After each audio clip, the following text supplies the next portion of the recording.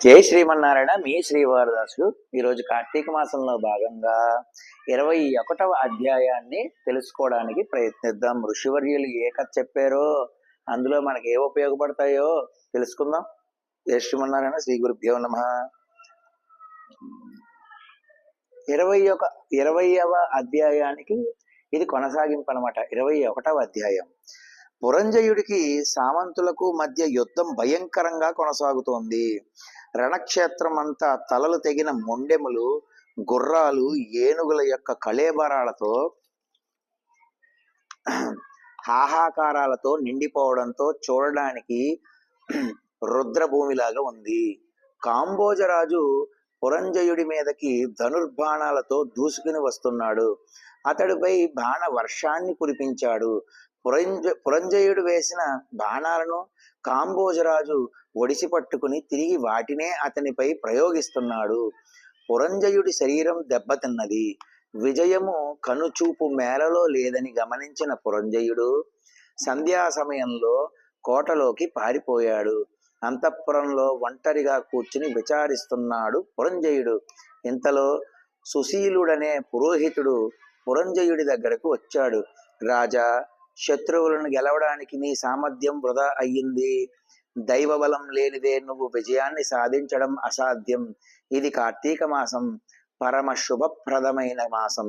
రేపు కృత్తికా నక్షత్రంతో కూడిన కార్తీక పూర్ణిమ కనుక శ్రీహరిని ఆరాధించు. భక్త వరదుడైన శ్రీహరి ఇష్టకామ్య సిద్ధిని కలిగించి నిన్ను అనుగ్రహిస్తాడు. నీ రాజ్యాన్ని నువ్వు గెలుచుకుని విజయుడువై తిరిగి వస్తావు అని ప్రబోధ చేశాడు. ఆ మరునాడు ప్రాతకాలంలోనే నదీ స్నానం చేసి దీపారాధన చేసి షోడశోపచారాలతో శ్రీహరిని పూజించాడు పురంజయుడు. వేద విధులైన బ్రాహ్మణులకు దాన ధర్మాలు చేసి అంతఃపురానికి బయలుదేరాడు. ఆ సమయంలోనే మేడ నిండా తులసిమాలలు, నుదుటి పైన భుజాల మీద విష్ణునామాలను ధరించిన ఒక వృద్ధ బ్రాహ్మణుడు ఎదురయ్యాడు. క్షమించండి, ఆ సమయంలోనే మెడ నిండా తులసిమాలలు, నుదుటి పైన భుజాల మీద విష్ణునామాలను ధరించిన ఒక వృద్ధ బ్రాహ్మణుడు ఎదురయ్యాడు. అతడు పురంజయుడితో, ఓ మహారాజా, నువ్వేమీ విచారించకు. నీ సైన్యాన్ని కూడా తీసుకుని నీ శత్రువుల్ని ఎదిరించు. విజయమును పొంది వర్ధిల్లుతావు. నీ రాజ్యం నీకు తప్పక లభిస్తుంది అని ఆశీర్వదించి అదృశ్యమైనాడు. ఆ తర్వాత పురంజయుడు ధైర్యోత్సాహాలను కూడగట్టుకుని యుద్ధం చేసి శత్రురాజులను చిత్తుగా ఓడించాడు. విజయలక్ష్మిని వరించాడు. జనక మహారాజా, శ్రీహరి యొక్క కరుణా కటాక్ష మహత్యముల వలనే తండ్రి ఇచ్చిన విషాన్ని త్రాగిన అది అమృతంగా మారడంతో ప్రహ్లాదుడు బ్రతికి బయటపడ్డాడు కదా.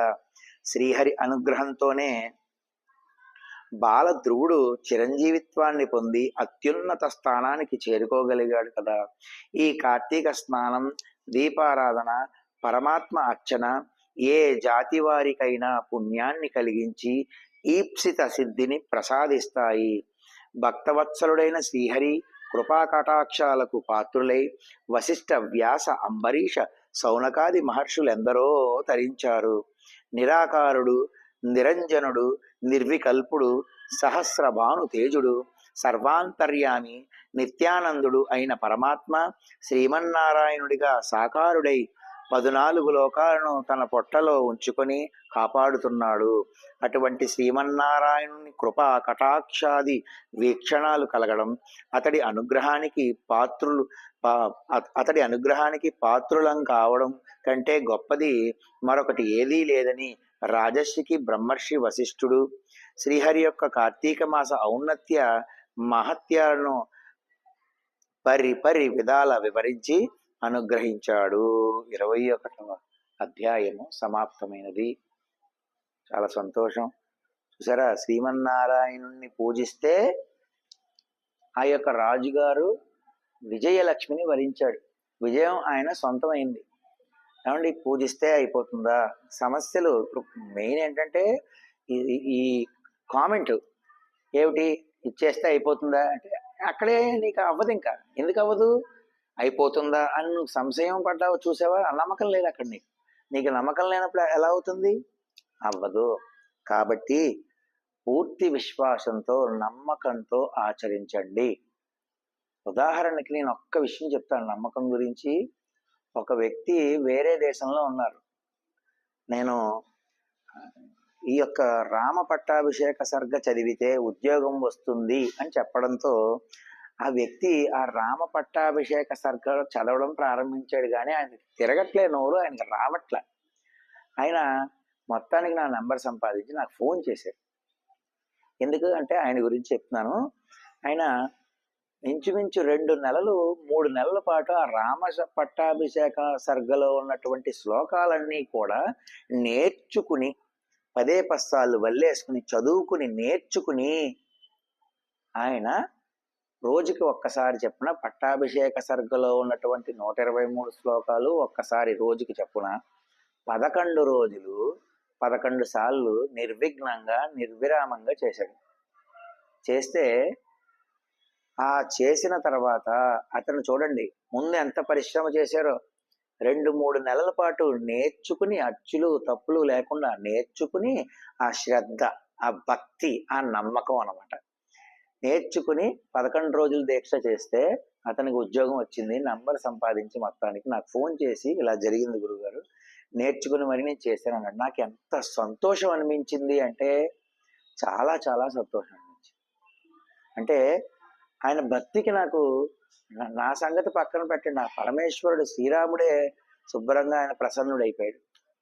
అలాగా నమ్మకం ఉందా, విజయం సాధించలేనిది ఏం లేదు. నమ్మకం కావాలి, నమ్మకం ఉండాలి. దానికి తగ్గ పరిశ్రమ మనం చేయాలి, మనం కష్టపడాలి, మానవ ప్రయత్నం చేసుకోవాలి. కాబట్టి ఈ యొక్క అధ్యాయం వల్ల మనం ఈ నమ్మకం ప్రధానము అనే విషయం తెలుసుకున్నాం. కాబట్టి జై శ్రీమన్నారాయణ. మీ శ్రీవారదాసుడు.